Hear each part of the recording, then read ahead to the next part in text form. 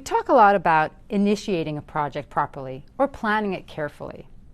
But sometimes it's important to stand back and to think about the entire life cycle of a project, to know where we're coming and where we're heading to. So when we think about the project life cycle, we typically think about 4 different stages. Project life cycle looks like this. We initiate, we plan, we execute, and we close. In the initiation, we think about the organization, and we define the project charter, and we define the project itself. What is the goal and what are the objectives? When we plan, we identify the scope. We identify the tasks and their dependencies, and we come up with a schedule.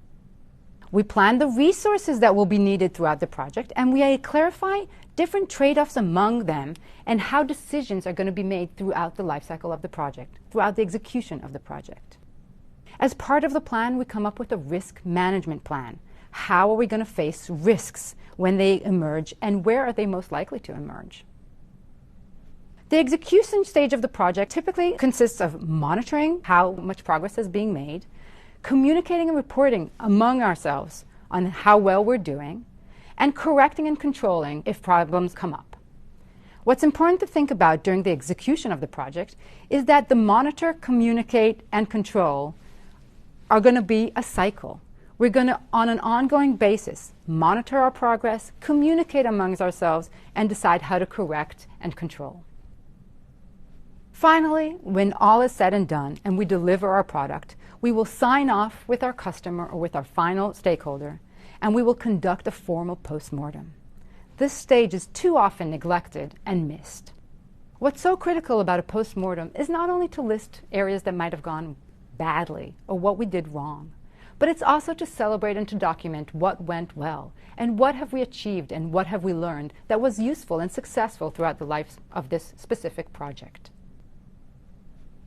Now, it's not that these different stages are going to be equal length in every single project. And in fact, different projects and the nature of a different project might imply a different balance between them.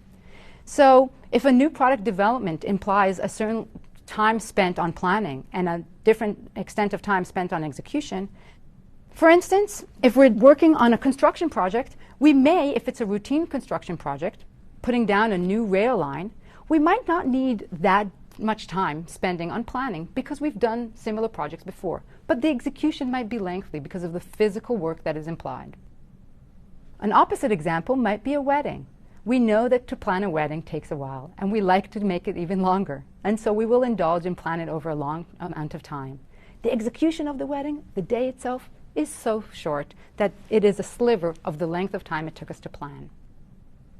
Not only do we need to be thoughtful and think about how our different project might influence the length of time of these different components, but we also might need to be aware of the fact that it could be an iterative process. In some situations, we might plan and go back to our initiation and change our project definition. We might start executing and realize that we faced an uncertainty that we didn't anticipate and go back and make corrections to our plan. And so, by nature, the life cycle of a project could be iterative, and it's not that we're going to move sequentially between these segments. Some organizations, many new product development companies, like to take a broader look and stand back and think about the execution of a project in the context of a stage gate process. The stage gate process allows for reflection as we progress through the life cycle and as we progress in our development of our product. And so we might have a gate, an opportunity to reflect, to deliver a piece of work, and to have a decision made along the way. And we formalize it and we control the flow of our project as it matures and as we gain clarity on the content and on what the product will be doing. Regardless of whether you use the stage gate process or whether you use a different process, identifying the life cycle and acknowledging the fact that you may need to iterate between the different stages and taking into account and taking time to reflect on a project when it's done as part of your step of closing the project are crucial in our evolution and our improvement of the execution of our projects.